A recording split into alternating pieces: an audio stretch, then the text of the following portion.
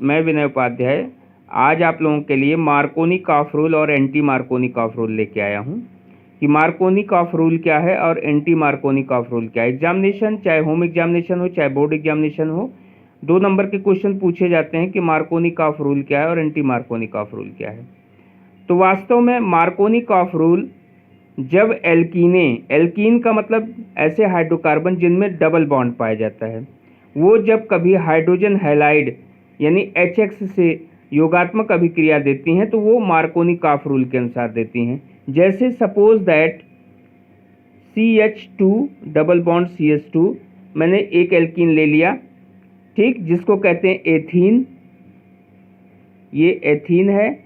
इस एथीन को जब हम रिएक्शन कराएंगे किससे, HX से, हाइड्रोजन हैलाइड से, जहाँ पर X बराबर कुछ भी हो सकता है। X बराबर आप ले सकते हैं क्लोरीन ले सकते हैं, ब्रोमीन ले सकते हैं और आयोडीन ले सकते हैं। फ्लोरीन का थोड़ा सा की अभिक्रिया थोड़ा सा डिफर होती है। तो जब इसको हम रिएक्शन कराते हैं तो वी फाइंड आउट, हम पाते क्या हैं कि CH3 और सिंगल बॉन्ड CH2X प्राप्त होता है।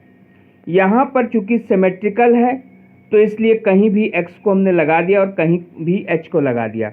लेकिन जब कभी एसिमेट्रिकल हाइड्रोकार्बन आ जाएगा यानी RCH डबल बॉन्ड CH2, अब आप देख लीजिए R बराबर कुछ भी हो सकता है। हम बार बार कहते हैं कि CH3 भी हो सकता है R बराबर, C2H5 भी हो सकता है, C3H7 भी हो सकता है, डॉट डॉट कुछ भी हो सकता है।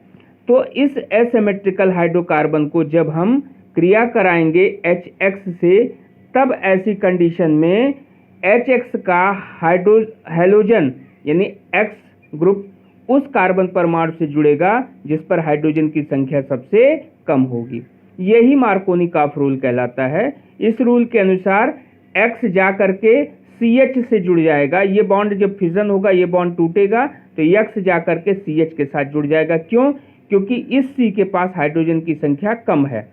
तो ऐसी कंडीशन में क्या बन जाएगा, RCHX और CH3, यानी यहाँ पर X कहाँ जाके जुड़ा, उस कार्बन परमाणु से जुड़ा जिस पर हाइड्रोजन की संख्या सबसे कम है।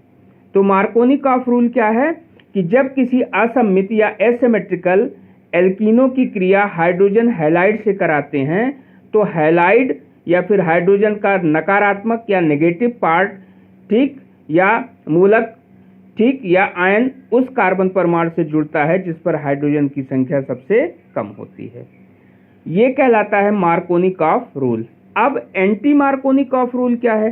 कह रहे हैं कि किसी पराऑक्साइड की उपस्थिति में, पराऑक्साइड का मतलब, ठीक, चाहे वो बेंजील पराऑक्साइड हो चाहे हाइड्रोजन पराऑक्साइड हो, किसी भी पराऑक्साइड की उपस्थिति में ये रिएक्शन बिल्कुल उल्टा हो जाता है।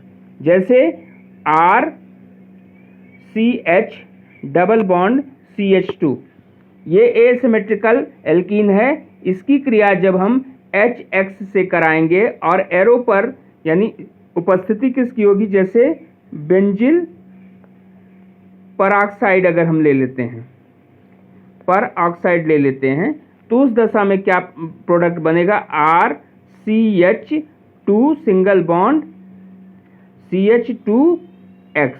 यहाँ पर X कहाँ आकर के जुड़ गया, उस कार्बन परमाणु से जुड़ गया जिस पर हाइड्रोजन की संख्या अधिक थी। तो इस तरह से हम कह सकते हैं कि मार्कोनी-कॉफ रूल का एंटी मार्कोनी-कॉफ रूल जो है बस रिवर्स हो जाता है, रिएक्शन उलट जाता है, या रिएक्शन में हाइड्राइड का एडिशन वहाँ होता है जहाँ पर हाइड्रोजन अधिक होता है।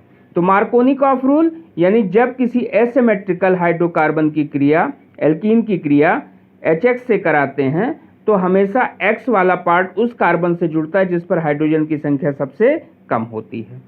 और जब किसी एसिमेट्रिकल हाइड्रोकार्बन की क्रिया HX से कराते हैं due to presence of benzyl peroxide और अदर पराऑक्साइड की उपस्थिति में, तो ऐसी दशा में, ठीक, X यानी वह ऋणात्मक भाग उस कार्बन परमाणु से जुड़ता है जिस पर हाइड्रोजन की संख्या अधिक होती है। तो यहाँ पर देखिए 2 हाइड्रोजन, यहाँ 1 हाइड्रोजन है, तो एंटी मार्कोनी-कॉफ रूल में 2 हाइड्रोजन के पास आके जुड़ जाएगा और मार्कोनी-कॉफ रूल में 1 हाइड्रोजन के पास आएगा। इसको पराक्साइड इफेक्ट के नाम से भी जानते हैं, एंटी मार्कोनिकॉफ रूल के नाम से भी जानते हैं और खैरास प्रभाव के नाम से ही जानते हैं। तो आई थिंक अब आपके समझ में आ गया होगा कि मार्कोनिकॉफ रूल क्या है और एंटी मार्कोनिकॉफ रूल है। चलिए फिर से हम रिवाइज कर लेते हैं कि जब हम किसी एल्कीन की क्रिया HX से कराते हैं तो एल्कीन अगर सिमेट्रिकल है तो कहीं भी X और H कहीं भी लग जाएगा, लेकिन जब एसिमेट्रिकल हाइड्रोकार्बन होगा, असममित हाइड्रोकार्बन होगा, तो ऐसी कंडीशन में HX का X उस हाइड्रोजन से जुड़ेगा जिस पर, उस कार्बन से जुड़ेगा जिस पर हाइड्रोजन की कमी होगी।